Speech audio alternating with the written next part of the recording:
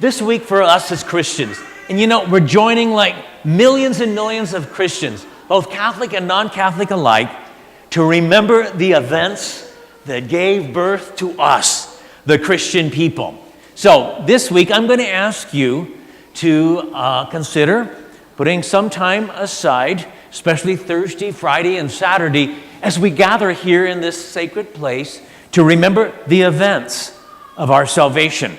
On Thursday, as the sun sets, we will remember the Last Supper, Jesus' meal with his friends. And as they gathered there at the table, he gave us the most wondrous gift. He gave us the gift of himself, his body and his blood under the form of the bread and the wine. And in a few moments, you're going to come forward to receive communion as you have done so many, many times before.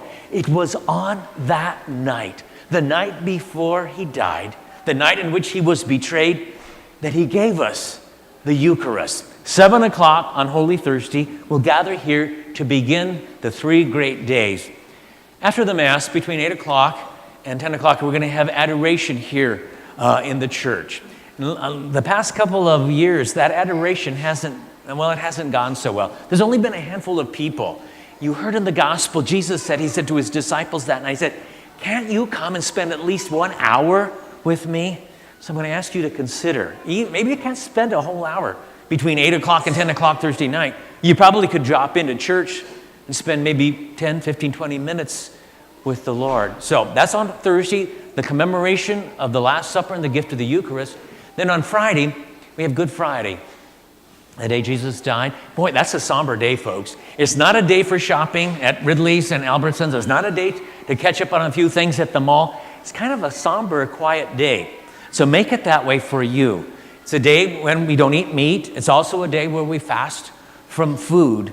And as you do that, remember the death of the Lord there in Jerusalem. He died at 3 o'clock. 3 o'clock, we have the living stations of the cross here.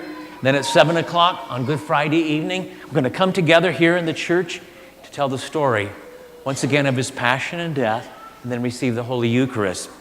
Saturday is kind of a day of preparation. And for those who are preparing for baptism and entrance into the church at the vigil of Easter, we'll gather at 9 o'clock. And then let me tell you, 8 o'clock or so on Saturday evening, we begin the great celebration. It lasts for 50 days. The celebration of Jesus' resurrection from the dead.